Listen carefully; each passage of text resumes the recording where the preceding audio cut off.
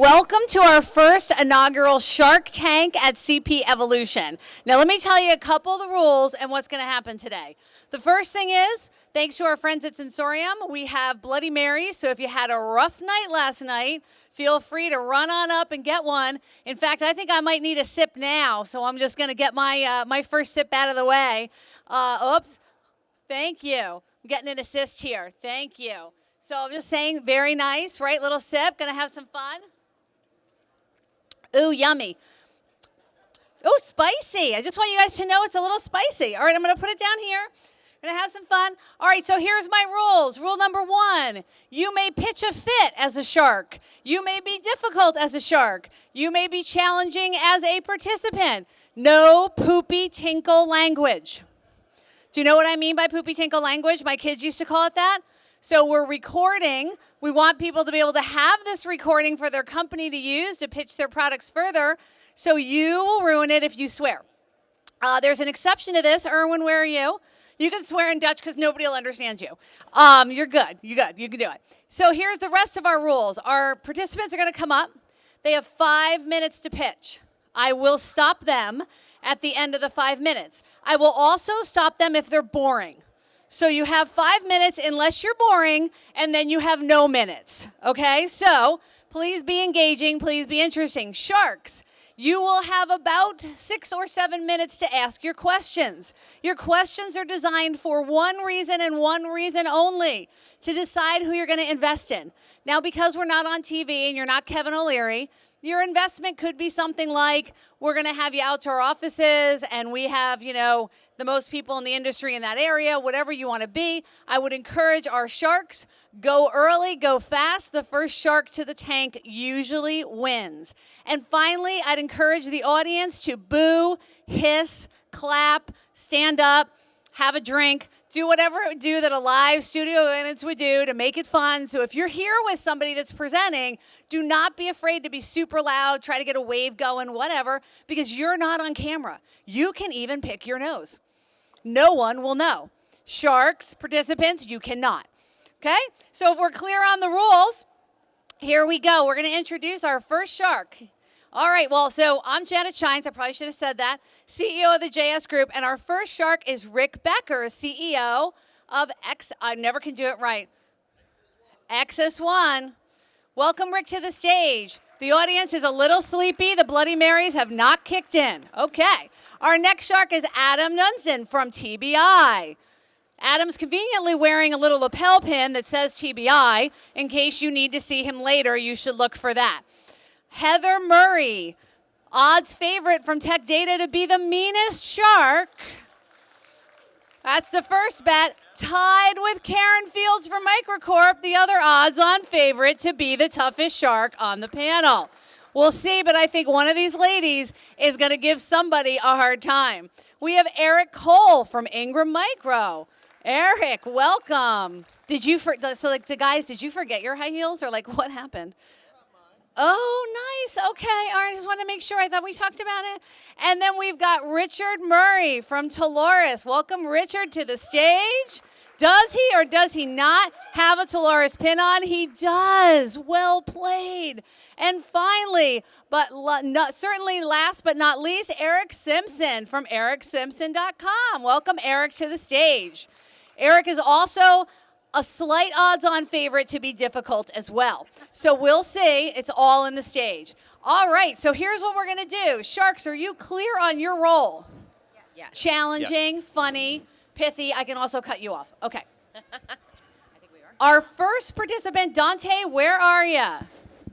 All right, we're going to bring up Dante from Ring Logics. Now, here's the rules, Dante. You have 5 minutes on the clock. The clock will begin to count down. I'm going to explain how clocks work because apparently 40% of millennials don't know how to read one. So I just want to make sure. He's handing out some graft. We don't know what this is. They appear to be masks of some paintball gun. Yeah, some kind of paintball or something. Oh, I get one too. All right. I'm going to step aside. Your 5 minutes begins. Please advance his slide. Good morning, everybody. My name is Dante White. I'm a channel sales director of Ring Logics. Sharks, you might want to put on the goggles. This is a Shark Tank, and I'm here to slaughter the competition. We're a white label provider for MSPs, interconnects, VARs that allows them to do everything from a single pane of glass, including branding it in their own. But let's take a look at the platform.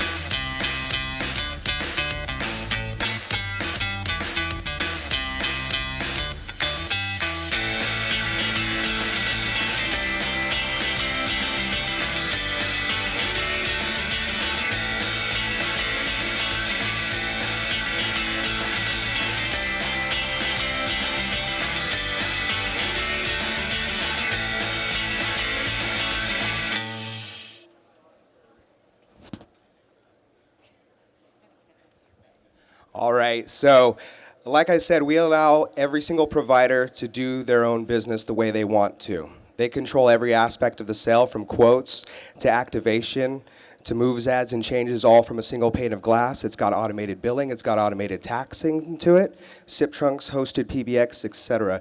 Anything that you would expect from the natural PBX market today. How are we going to get you there? Well, as our program is developed and developing even more, we have a full team that just supports the partners. Everything you do and all your resellers does comes directly from them, and we support them on the back end. SIP trunking, porting, there's transparent RTCP protocols and SIP transfers, all that stuff that you can do troubleshooting for. And lastly, the sky is the limit, or is no longer the limit, I should say. So most consumers today are buying online. There's no mistake about it. Anybody that's on the stage here in the audience, you go online, you click on something, you buy it. That's the way people want to do it, and it's going that way even further. So we're putting you back in the driver's seat. We're allowing you to do that so you don't have to rely on the other providers, waiting on your quotes, waiting on the engineers, waiting. You could do it there. Your customers can do it there. How many times has it happened where you go into the office, your customer's already engaged with the vendor, and you're like, hey, I sell that, right? Then you have to battle back and forth. We negate all of that. Thank you, everybody, so much for your time. I appreciate it. And who's ready to invest? Now remember, you can say, I'm out. So I'm just giving the coaching for the first and only time to the Sharks. If you're out, you may say, I'm out, and do something rude. And for those that aren't out, you can ask questions. Okay, go. Well, Dante, I'm interested. I want to ask you a couple questions, though. So X's one is a meshing together of the master agency and the distributor, distributor, right? How far do you take this through on your portal? I mean, is provisioning included? And could I incorporate that into my platform so that rather than my agents and their customers going to your platform, I can go to mine and manage everything through there? Correct. Provisioning is in the platform for the reseller, also for the customer as well. So just as any other UCaaS product out there, customers have their own portal, resellers also have their own portal. Everything that the customer sees is going to be your logo or your reseller's logo, though. So they don't know RingLogix exists, right? From the quotes to the URL, etc. And they have full control of it. You don't need multiple portal logins like you might need with other providers. As soon as you log in, all your customers are there. You go right into their PBX and do anything you need. I would advise you not to say just like any other UCaaS product. That's probably not a good tag. Good advice. Okay, good news. I'm listening. Dante, tell us sir. about your distribution model. Direct, indirect, disti. Are you selling direct? Is there channel conflict? Great question. Zero channel conflict. Zero direct channel conflict. We're 100% channel. As of the moment, we are going straight to the MSPs, VARs, interconnects, so that's why we wanted to come up here. I've been with the company since July, and the first thing out of my mouth when I interviewed was, we need to go talk to masters. Okay. So my question is it a two-tier? Because I don't want a MSP or a VAR to go directly to you and get the exact same product that you're going to give me. So tell me about your two-tier program. How is that going to work?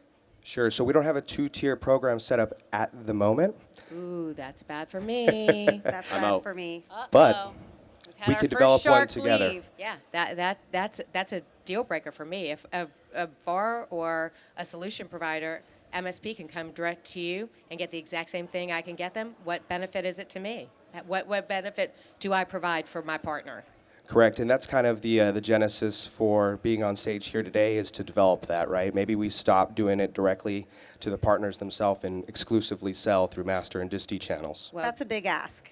So, in terms of coming up here and presenting your product, not coming to the table with a two-tier distribution model and asking one of us to help you build that is a really big ask, and for that reason, I'm out. I'm out also for the exact same reason. It's too expensive, and to your point, just like any other hosted provider, there's enough of you out there. Yeah, Dante, if I'm going to promote you to my channel of 25,000 MSPs, you've got to have that core component. What's in it? What's in it for us doing all that recruitment work for you? So, unfortunately, I'm out. For the right margin profile, I'll do almost anything.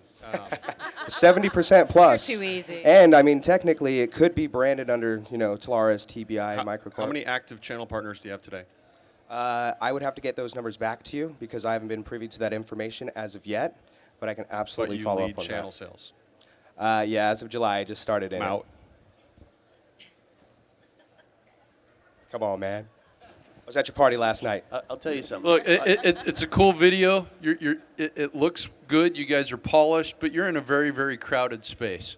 And you're competing against companies with enormous marketing budgets, and I don't see anything that distinguishes you from them at this time. And without a two-tier distribution, I'm out.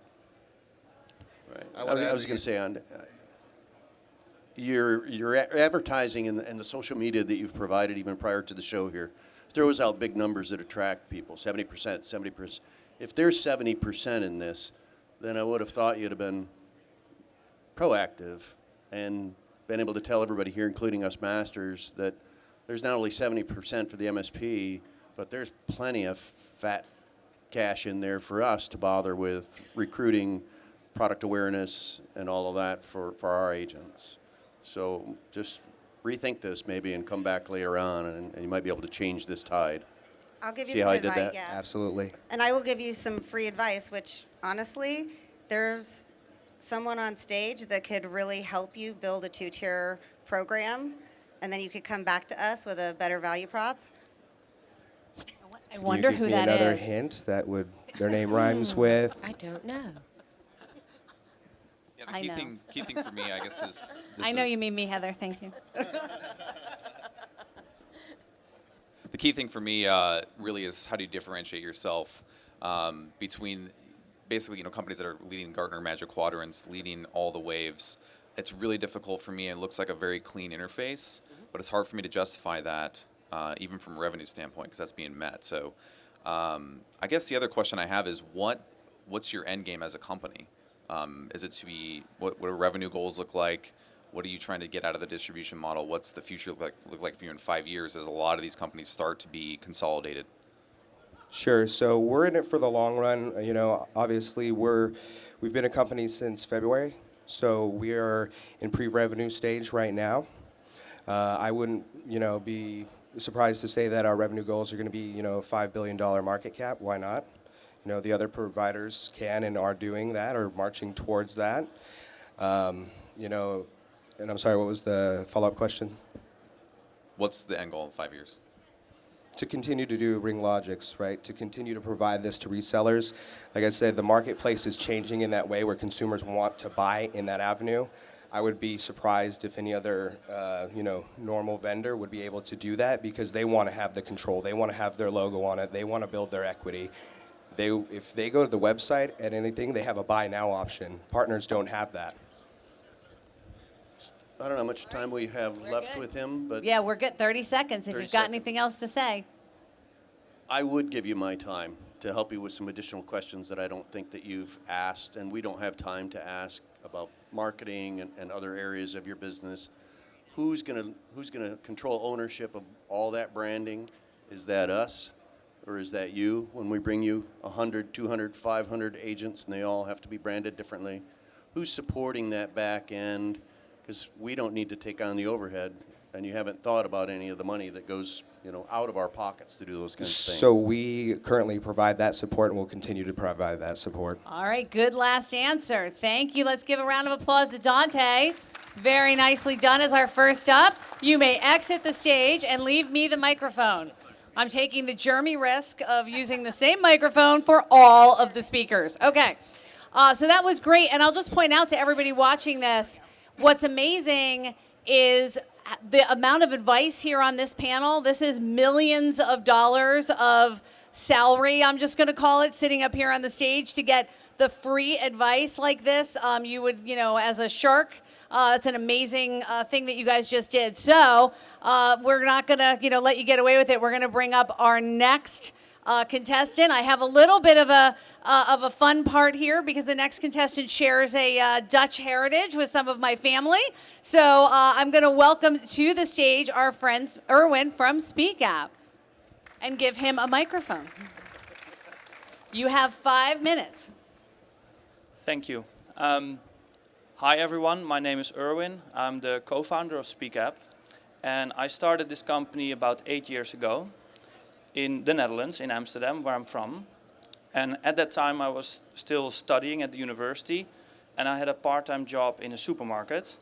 And in that supermarket I experienced how difficult it was to communicate. Because the people that work in retail are not sitting behind a computer, they don't have a business phone, they don't have a business email address. So we used a lot of paper and text messages and phone lists to communicate, and that actually brought me on an idea to make that better. That's the starting point of Speak App. So what we develop is a branded employee communications platform, and currently working for over 400 clients in retail, in hospitality and manufacturing. Companies like Nike, IKEA, McDonald's use my product to communicate with their staff, their deskless staff. And why those clients chose our product instead of a very crowded space that I'm at, like Slack, Facebook Workplace, Yammer, and you have dozens of those, is because of these 4 USPs.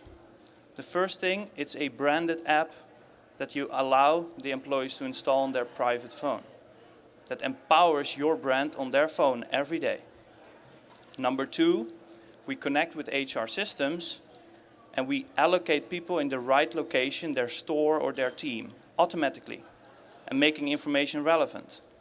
Number 3, we integrate with tools like Kronos, e-learning tools, survey and feedback tools, because the people in retail don't want to use Skype or Office 365, let's say, because those are desk-based type of solutions. And last but not least, we also adapted our tool for the American market, for hourly workers specifically, so we have an FLSA compliancy pack. So this is an example. Wawa, one of our clients that will be rolling out the solution anytime soon, they implemented it as the Wawa app for their employees. And this shows how we can tailor information to the right audience. If you want to send something to only the people in New Jersey, you can do that. Or only the shift leader in New York. Or all the shift leaders across the country. And make sure that the information goes to the right audience. Integrating with over 80 solutions already that are focused on the deskless workers. So think about work schedules, survey tools, feedback tools. That are specifically the ones that we integrate with. We also built a partner program because this is actually our primary route for fast growth. So we have referral partners, we have reseller partners that also implement the solution and we guide them with the proper implementation. We also have the technical partners like the companies like Kronos, ADP and Workday. And what we offer these partners is a chunk of the revenue as long as the contract is active.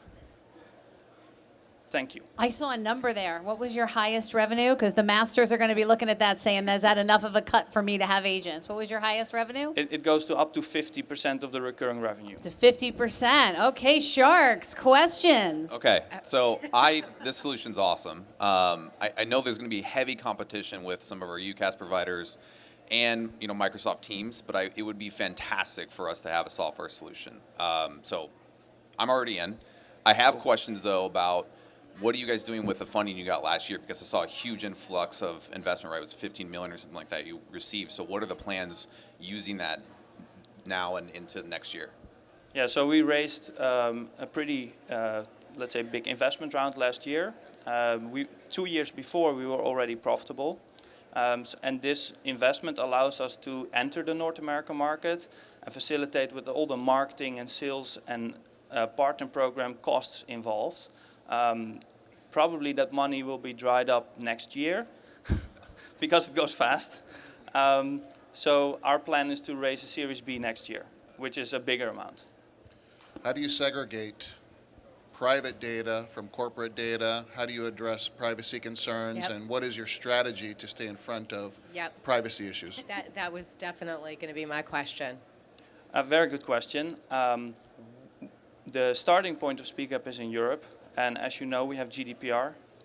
So privacy is a very big and important aspect here. So we have data processing agreements. We are GDPR compliant already for over 2 years, and we apply best practices regarding security, etc., but that's definitely a technical document that I'm happy to share with you. And the ability to remote manage the application on end user devices, say an employee is terminated or exits. How simple is that process? How long does it take? What are the concerns with them grabbing company data, snapshots, video, that kind of thing? Yeah, so we integrate with an HR system or an Active Directory, so we make sure that only employees that are active, that they can log into this system. That's number one. Number two, when you make a screenshot, nothing is anonymous in this platform because it has your name, your photo, everything attached to everything that you add. So basically those examples don't really happen, as far as I know. The Sharks are asking some tough questions, and he's holding up okay so far. Let's see. So does the application have built-in MDM, or are you relying on another layer of MDM for deployment and pulling it back, as Eric was describing, things of those nature? Because you could end up in a litigious situation, and the app could be evidentiary. How do you save it? Because it's on somebody else's potentially BYOD phone. Yeah, so we have clients that use MDM because they issue business phones to the employees. They install the MDM, and then we are, let's say, hosted in that container. I think we are already working with 4 or 5 of those MDM providers. But more importantly, the majority of our clients have deskless workers, private phones. Then an MDM tool is pretty difficult. So then we rely on the fact that we integrate with an HR system. Once a person is terminated or leaves the company, they can no longer log into the application.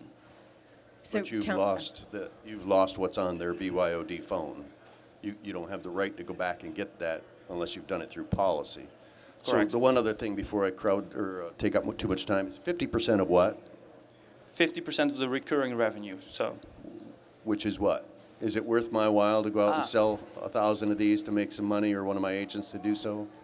so we have different options in the product, and it varies between $3 to $7 a user a month. The bigger the company, the lower the price. So imagine that you have 10,000 employees that you sell it to. Then the contract value is probably like $250,000 recurring a year. So I'm going to ask the exact same question I asked before. Tell me about your 2-tier program. As a solution provider of our system integrator can go out and do this all themselves, are they going to get the same program I'm going to get, or do you have a 2-tier program already established? We don't have that established yet. Good luck. Thank you. So, jump in. My first job as a 15-year-old kid was in a grocery store, and I worked there for years. So I love the genesis. I love the story behind what gave you this idea. I think it would be very applicable. So my core question is, how many people do you have in the channel currently? You have a start of a program. How many employees are actually running that program currently? There's one, and he's sitting up there Okay, and where is he located? in New York. Okay, so he is U.S. based. What's the plan to add additional people into the channel? There are plans. Let's say we are, because a pipeline filling up of the right partners takes time, start learning and pivoting, but to massively scale up this team once we see that traction is going to be hit. And we are already having the first signs that we get more and more deals through this partner program by the help of Jonathan. Sorry, Karen, just real quick. I like the product. I like you. I'd love to learn more and be involved. So Let's I'm make it in. happen. Oh, 2 sharks in. This is interesting. Okay. You actually need 2 of the Janet. biggest masters. Oh, well, thank you. Yeah, okay. We'll work on your program. It's good. He needs a channel. What's your biggest technical challenge that you haven't solved yet?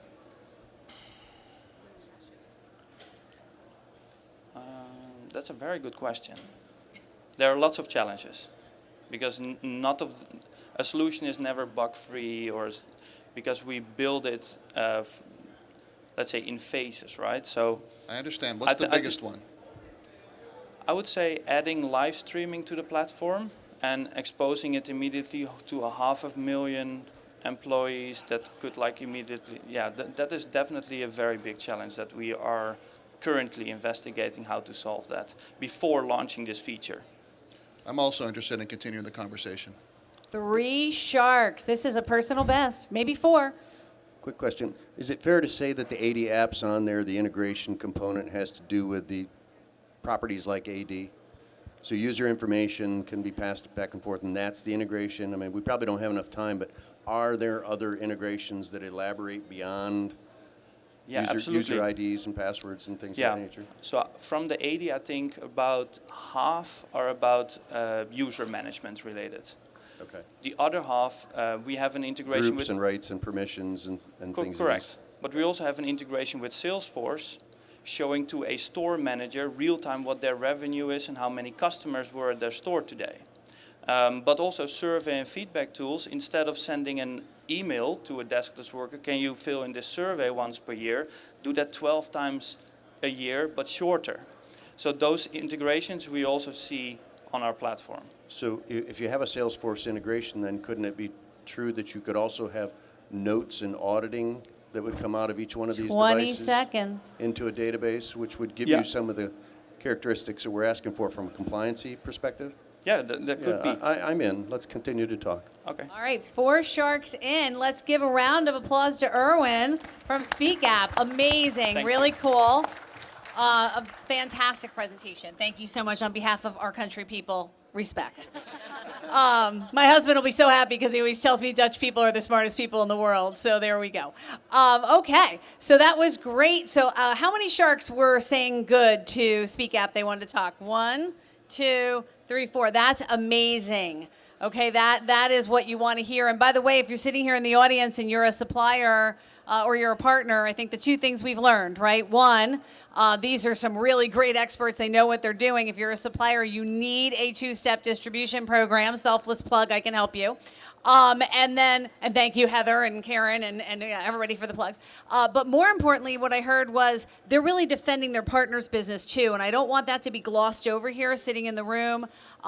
These guys and gals every day fight for their agents or their resellers to have good margins, to have a good business, to have a good solution. And so they weren't just asking questions about the money. They were also asking, how do you protect data? How do you look about your strategy? How do you support the brands of our partners? So I think that was really great to see from this panel here. So next up, we're going to have a little bit of fun. We've got our next guest coming up. George is coming up from Vendesta. We are a Canadian-based company. And about 3 months ago, Kevin O'Leary actually was a keynote speaker at our annual convention. So he's vetted this presentation. I just want to throw that out there. So I'm here for 2 reasons. We have a marketing technology stack that we have been selling to 2 million local businesses around the world. We're in 20 different countries. And I'm looking for a strategic partnership. I would like to add more products and services that these 25,000 salespeople that we have in our platform could sell. And I'll explain that in a few moments. We have 17,000 cloud brokers around the world. Some of those might just be a single operator, and some of them might be some of the biggest media companies that you are used to dealing with.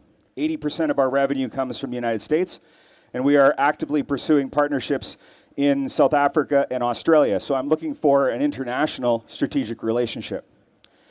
We know that local businesses face an enormous amount of challenges. They spend about a third of their time, if you were a dentist, it's amazing when you look at these stats, they spend about a third of their time doing their craft, or the thing that feeds their kids. They're getting inundated by a number of people trying to call them and sell them things. And there's over 5,000 items just in the marketing technology stack alone. But what we are hearing from local businesses around the world is that they want to deal with one trusted provider, and they'll buy more and more things from that trusted provider. So that's what we are all about, is helping local businesses solve the challenges that they face every day. We began our business in the marketing technology stack, and we have solutions that align to each one. I like to call these swim lanes. So you have advertising, you have whether the business is listed properly, you have their online reputation, social marketing, their website solution, and then loyalty. Will they advocate for your business? And we sell these white label solutions through a channel partner model. We started in marketing technology, and we're being dragged into this space. That's why we are at this event, because our marketing technology partners, which are media companies and agencies, are saying, give me more things to sell. So we've started to add productivity and protection and training and enablement. And we'd like to move further across the spectrum to add other solutions. So my ask here is a little bit different. We have products and services which are white labeled and can be sold to local businesses and to major brands.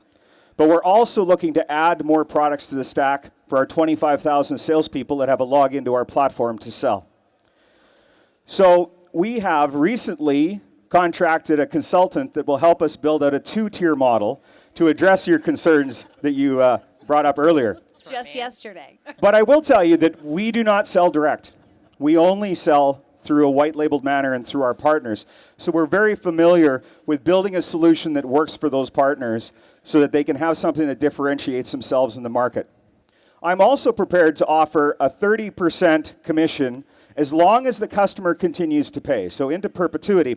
And I've left quite a bit of money on the table to perform some marketing, because at the core of our platform, we can use the publicly available data of any business in the world to send marketing material to that business to tell them about some of the challenges that they have around their virtual doorway.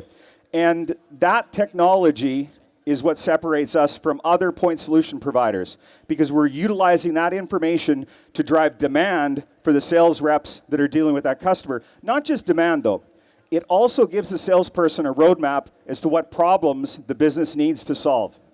So that is my ask. I'm looking for a strategic partnership. We have all sorts of dollars on the table that we can pay to make sure that the salespeople are motivated. We also have all sorts of dollars on the table that we can use to make sure that there's demand. But I'm also looking for other products and services that our 25,000 salespeople can sell. So this is kind of like Amazon Angie's List combined. It's an Angie List where they can come in and find out about the products and get ideas and suggestions, but then it's also like Amazon where you can go and actually procure products. Thank you. That's a compliment. I'll take that as a compliment. Yes. Would it also be fair to say that it's Vivial? I would tell you that if you go to our website, you'll see a Vivio logo there, one of our partners. Understood. So I'm a little bit different than the other sharks here on the stage. I have this channel of 25,000 MSPs. How can my channel take advantage of the products, services, and solutions that are already being sold in your platform without introducing new products, services, and solutions? How would you answer that? I want to understand that question a little bit more. So do you mean that the 25,000 individuals you're referring to could use those solutions for their own business? Sure. Is there an opportunity for them to say, oh, my client could use many of these products and services? Do they have an opportunity then to represent a white label version of this somehow so that they can fill those gaps in their existing client organizations? That's exactly what I'm talking about. So that's what we're offering, is something. They could use it for themselves to market their business better, and a lot of our partners do that, but we're more interested in them selling it to their group of SMBs or their brands that they work with. So, I'm in.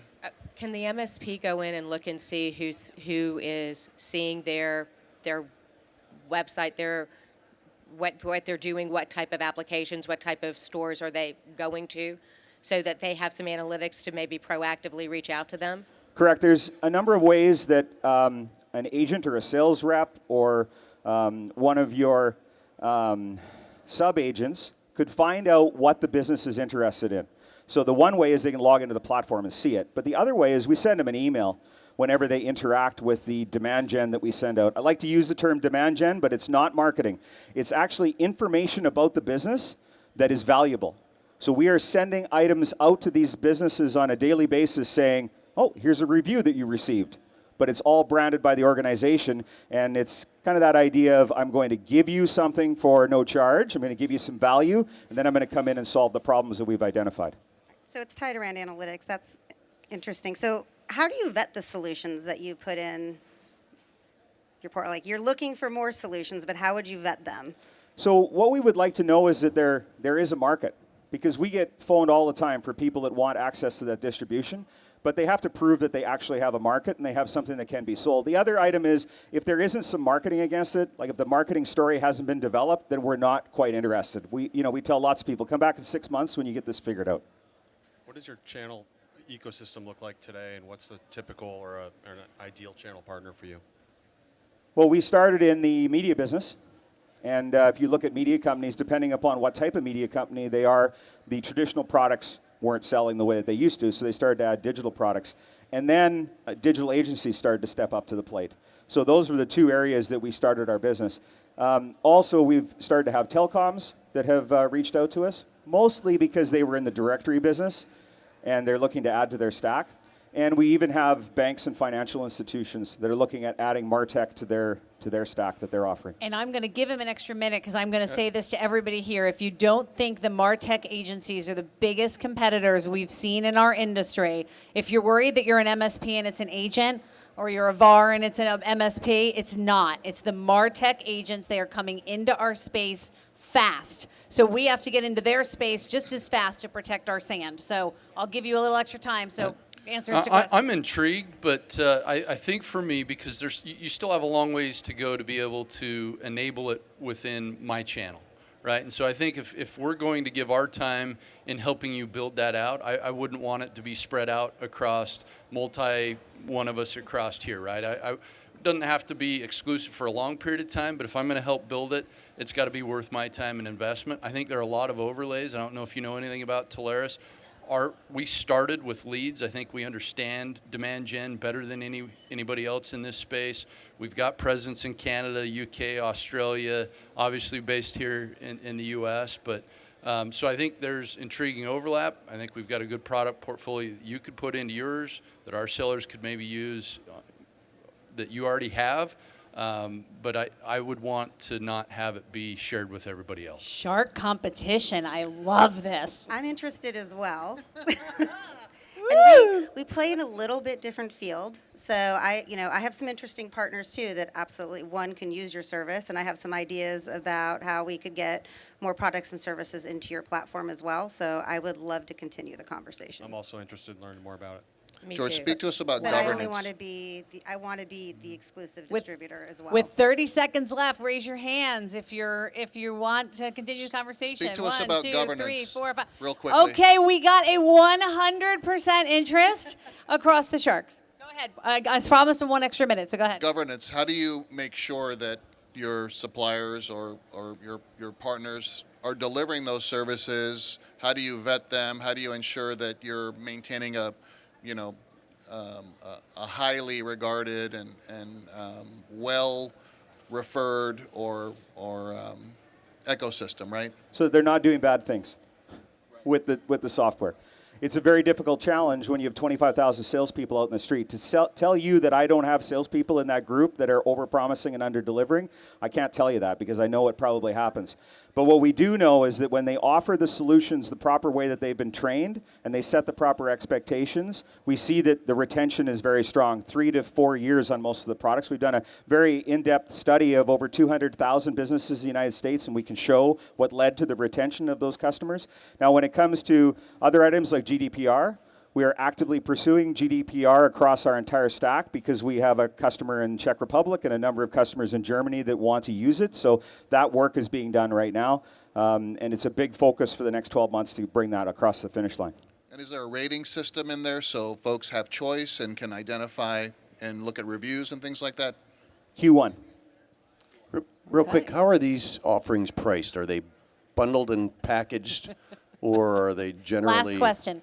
generally one-offs? So if you go to the Miami Herald right now and you get a phone call from a Miami Herald sales rep, they'll probably take some of our products and put it into an ad buy. So they'll bundle it into the ad buy. But we have all sorts of organizations that just sell the solution. So Single Platform is a partner of ours out of New York in the restaurant space. They sell reputation management, just one of our apps, for $49.95. You can see it right on their website. So it's sold in a number of different ways to answer your questions. All right, so good question. What I'm hearing here is both the disties and the masters can help you manage that governance. So we'll talk more about that later. Okay, let's give George from Vendesta a big round of applause. All of the sharks took his solution. The microphone is not a parting gift. You did win. You have won so far with the most sharks, but it is not a parting gift. Okay. So moving on to our last and final presentation. So what have we learned? I just want to tell you a couple things we've learned. One, we've learned it's okay to, give little gifties to the sharks. I think that's nice. Two, we've learned having a two-step distribution channel. You all know I'm a big believer in that. These folks can help get these solutions out here. They can govern those solutions. Again, if you're a supplier listening to this, listen to this advice. It's not just about the solutions. It's really about enabling the channel. And so with that, we're going to bring up our final participant, Amy Luby from Sensorium with risk-free IoT. Amy, welcome to the stage. Hey, thank you very much. 5 minutes. All right. Did y'all get your bloodies? That's our gift. Does anybody need a Bloody Mary Anybody delivered? need one? Raise your hands. Anybody. Over here. I'm in. All right, we got one taker. So I'm Amy Luby. I head up channel for Sensorium, okay? Everybody's probably heard about IoT, Internet of Things. We all know it's a big opportunity in the channel today, but we also know that there's a lot of complexity and disparity in the IoT space today. So as I was thinking about how to explain what we do and how we do it, I thought, well, what IoT needs today is a Jennifer. This is Jennifer, and she's a real person. She's actually our office manager. Our HQ is based in Austin, Texas, and Jennifer sits and makes our office run seamlessly. We're productive. We know what we need to do every day. As I was getting ready to come here, Jennifer arranged everything for me. My flights, she knew that I have status on United. She knows I like an aisle seat. She booked my hotel. She knows I hate being next to the elevator, that I've got status at Marriott. She booked my ride here. She put it all together in a checklist to let me know what I needed to do, when I needed to do it, and where I needed to be, so that I could focus on what I do best, which is talk to you guys. My favorite thing to do in the world is talk to partners. I live and breathe in the channel. I've been in the channel for a long, long time. But that's what Jennifer did for me, okay? So in the world of IoT, there's literally sensors for everything, okay? I mean, there's sensors that tell you that there's leaks. There's sensors that tell you if something's opened or closed, if it's moved, if it's vibrating too fast, if it's too hot, too cold. There's a sensor for everything. There are thousands of manufacturers today. They're all creating good sensors. There's software that works with them. There's protocols that these sensors communicate on. And a lot of these protocols don't run on the IP network that our partners are used to running on today. So the complexity is there. There's strange protocols. There's LoRaWAN, NB-IoT, there's all these other things that we need to think about. So what Sensorium does is we put all that stuff together for our partners, okay? We've been in the business for a little over 10 years. We know the sensors that are out there. We manufacture our own. We manufacture or build our own software, but we also pull solutions together and help our partners identify where their opportunities are today within their client base. One of our biggest challenges that we're running into with partners is that almost every single one of them has an IoT opportunity in their client base today, but they don't know it. They don't know the use case yet. So when we talk about supporting our partners, we talk a lot about education, pre- and post-sales support, supporting them after the sale, helping them with the deployments, helping them understand what the client need is and what the use case is, and where we can help them fit in to build that IoT practice. And ultimately, in a sentence, that's why we exist. We exist to help our partners establish and build their IoT practice quickly and profitably. Here's a quick example of one of our newest partners, okay? We just did this appointment. Actually, our head of IoT solutions is here in the audience today. His name is Robert. Robert actually went out and helped our partner do this. This is an event center, okay? They've got 3 big coolers. The most important one is the beer cooler. They serve about 2,500 people at their events, and so they've got literally tens of thousands of dollars of food and beverage inventory in these coolers today. So what we did was we helped our partner understand what the problem was within that organization, what their challenges are as a food and beverage retailer, or provider, I should say, what the regulations are around that, because when you're serving food and beverage, you've got to have it at certain temperatures, and if you don't, that's a problem. And you have to not only record that, but be able to report on it when your inspector comes in, and you need to be able to show them right away that you're doing it the right way. So 3 big walk-in coolers, 3 sensors to manage it, the gateway to communicate with it. Literally, I think it took Robert 30 minutes-ish to get that deployed. This was supposed to be a 60-day proof of concept. The client said, I want this, what does it cost? So our partner literally made a sale right then and there. Super duper easy. Oh, am I out of time? All right, well that covered our partner program in general. And let me tell you before you ask, definitely 2-tier program, and in some scenarios 3, because at this point, as you all understand the channel, it's evolving. There's a lot of layers. Okay. I like 3. So Amy, let me ask you a question. This sounds great. It sounds like you're a solution provider. So here's where I'm confused. What is it that you need from us? What are you selling? Are you selling your services, and are you asking us to help promote that through our channels? Or is there a different product that we're talking about? No, so we are part of a larger organization called Carnegie Technologies. Our IoT category, if you will, we actually have 2 businesses. We create our own sensors, our own software. The sensorium side of the business, think of us as a systems integrator. Because as we were going to market with our own sensors, we realized that, again, the use case, the understanding of where to apply this and that and how to do it was complex. And so we built Sensorium to help our partners build that IoT business. So it's and IoT in a box. Essentially, Yeah, except that's so somebody else's brand. You're an outsourced IoT division for an MSP. Yes, consider us your IoT business unit in your back pocket. So Right. to And that, we what- work for you. What Right. verticals do you specialize outside of? Because heat sensors is really easy for everyone in this room to understand, and I know that's why you used it. But the problem I don't really have is partners asking the question. I don't have that issue. They're hot. They want to work in IoT.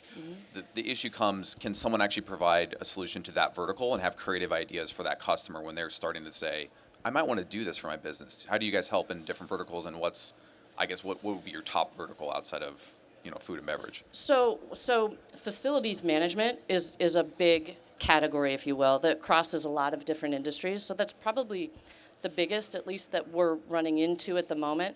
Refrigeration, that type of thing, it crosses everything. But our goal is exactly that. We've been doing this for 10 years. So we know the sensors, we know the protocols, and we know the use cases.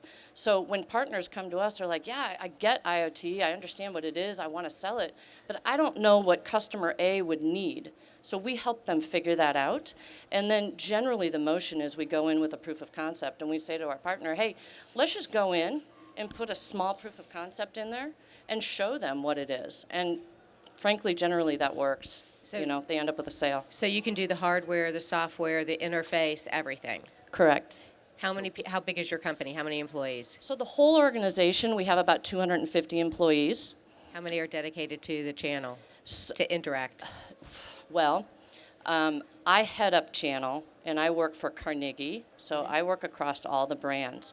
But Robert and his team are all of IoT. There's probably 6 or 7 of us-ish that are dedicated, engineers, support folks, and then we have a marketing team also that's part of that. So. How many partners do you have, Amy, and how are you going to scale this?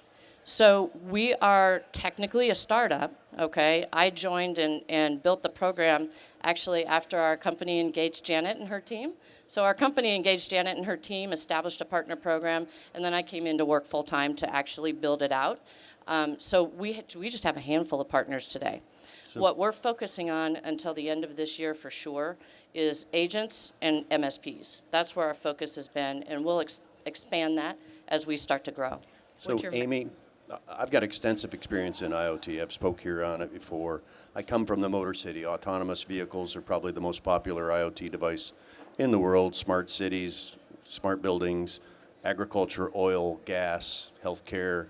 I mean, they're all out there. Wearables are coming. So I'm totally in on the IoT piece. I'd have to look at the program to see whether or not it allows enough margin, whether or not you've got enough process in place and marketing and everything else so that we could facilitate introducing you into our agents, and then we could all prosper through that process. So Our first shark is I'm at in. the table. I'm in. Okay, first Awesome. shark in. And that's exactly what we're looking to do. You know, we need some strategic partners right now that understand that we're started, but we're not fully mature yet. And, Right. you know, we could know where we probably need to go. Package this. We may not be able to represent it out on our digital platform Mm-hmm. because it's not as a la carte as give me A and 10 of B, you Right. know, but, you know, Right. we can get there. And therein is the complexity, right?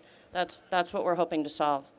I'm in also because I think that this is something that the MSP community and the solution provider community, they're looking for help for that. I mean, they don't have the people power to be able to develop the products, the sensors, to come up with everything, but their customers want them to be able to manage it for them. So I think it's a great product. I'm definitely interested. 2 in. Awesome.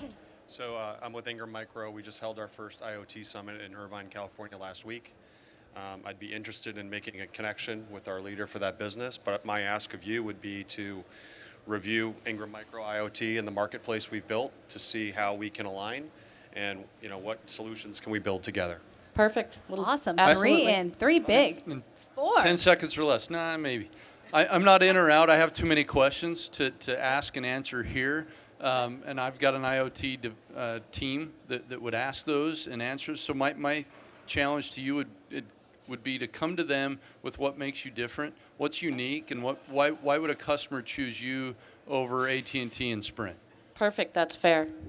I'm also working with a few large IoT players, more on the identification and detection of all of the hundreds of devices that can be in an environment, right, Amy? So, where do your sensors stop, and where do you see a gap between, managing and monitoring what you do, along with the rest of the IoT devices? And then I'm also interested in making connections with you for mutual gain. One last comment from X's One. Go to IoTTechConnect.com, and you'll Okay. see the depth of the IoT commitment that our distribution company doing? has. Okay. And I think you'll feel the comfort. And then Perfect. Let's Should I talk repeat further. my question? Nope. I kind of sort Ooh, of a little remember it. snarky sharky. Okay. Erg. All right, so where do we see gaps? The real gap is understanding where these sensors apply and what is the problem that's being solved. That's the real gap. I mean, I spoke to a partner a couple weeks ago, a well-known MSP. Most of you would probably understand, or not understand, recognize their name. Their verticals are healthcare and manufacturing. And he said to me, and he's super smart, he said, you know what, I'm tired of, all we do, our only value is the number of tickets that we manage, right? That's our only value today. I need more to go to the table with. And IoT could be that answer. But he said, I get the healthcare bit, where IoT can apply, but I don't think my manufacturing customers would need it. Okay, so that's huge, right? So the biggest That's gap a good I see closure, is 20 yeah, seconds. Education is the biggest gap right there. Otherwise there's sensors to solve most problems. So Amy, I'm with Tech Data. I am also in. I would love to make an introduction to our IoT team. We have a pretty robust practice builder program around IoT for our partners, and I think you would be a good fit within that ecosystem. Perfect. All I love right. it. So sharks that are in or at least have more questions. All right. It's pretty much the whole panel again. So big round of applause for Amy. Way to bring game to the last presentation. Thank you for joining us on the stage. Thanks, Janet. Don't forget your bloodies before we cut down. Yeah, don't forget. All right, I'm taking the Germy microphone back. Don't worry, I have Germ Killer in my back pocket. All right, so just on behalf of all of us, on behalf of Channel Partners and Channel Futures, the JS Group, and all the great firms that are up here, I'm going to ask one final question of the Sharks to wrap us up. They saw 4 presentations, right? And in everything in life, there's a winner and there's a loser. And we saw some people get, you know, all of them. Some people got 3. Unfortunately, one got, I think, 1 or none. But was there anything, Sharks, that was a category you didn't see that we should bring to the Shark stage when we go to Vegas, because we really want to get you guys back on the main stage and bring some folks up so that even more people can learn about this. So any kind of solution category you wish you'd heard about? That you Security. didn't? Security. Security. Business intelligence. Business intelligence, security, BIAI. BIAI. As a service, give me some new niche products that we can introduce into a marketplace that are as a service. All right, so for those watching the video from home and or here in the audience, if you're in that category, don't forget to apply for our next Shark Tank when we head to Vegas. Again, on behalf of everybody, let's give a round of applause for our Sharks. They were amazing. Woo! Thanks for joining us, guys.